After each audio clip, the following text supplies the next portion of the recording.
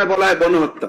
আচ্ছা, এই যে মারা গেছে, হ্যাঁ, মারা গেছে, সে সময় দুই চারজন লোক মারা যেতেও পারে, কিন্তু একটা যেভাবে ঢালাও ভাবে বলা হয় যে মারা গণহত্যা, গণহত্যা, এটা শব্দটা কি? গণহত্যা মানে কি? এটা বিরাট ব্যাপার। হাজার হাজার লোক মারা যায়, তার অর্থ হলো গণহত্যা। আর একটা সম্প্রদায়কে নিঃশেষ করার নাম হলে গণহত্যা। 30 জনেরও অধিক মানুষ মারা গেছে। কোথায়? না, কোথায় মারা গেছে?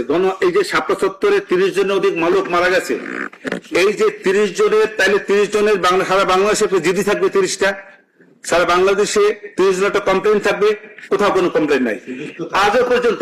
পার্ডন লর্ডশিপ, আমি একটু বলি, এই যে আজও পর্যন্ত 5ই আগস্টের পরে, 5ই আগস্টের পরে শাপলা চত্বরে নিহত হয়েছে এই রকমের একটি এতিম শিশু, ওইখান তো বেশিরভাগ এতিম শিশু ছিল, তাদেরকে নিয়ে আসছে তারা, যারা নিয়ে আসছে আমি তাদেরকে ধিক্কার জানাই। কারণ এত নতুন বাচ্চা বাচ্চা ছেলেদেরকে তারা আন্দোলন নামাইছে।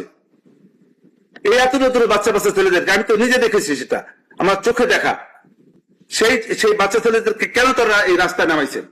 এই যারা নামাইছে তারা বড় অপরাধ করেছে। অতটুকু বাচ্চা ছেলে কি বোঝে আন্দোলনের? না, আমি তো বাড়ি নাই, সেই এইখানেই বলতেছি। আমি তো মারছি তা বলছি না। মাননীয় লর্ডশিপ বলেছে 30 জনকে হত্যা করা হয়েছে। ধরে নিলাম 30 জন, 60 জন বাদ দিলাম।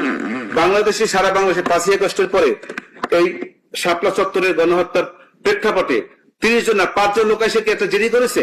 5 জন লোক এসে কি বলছে যে আমার সন্তান এই সময় মারা গেছে? সারা বাংলাদেশে কোনো একটা লোক বলেছে যে আমার এই 3 পুত্রটাকে আমি পাই নাই?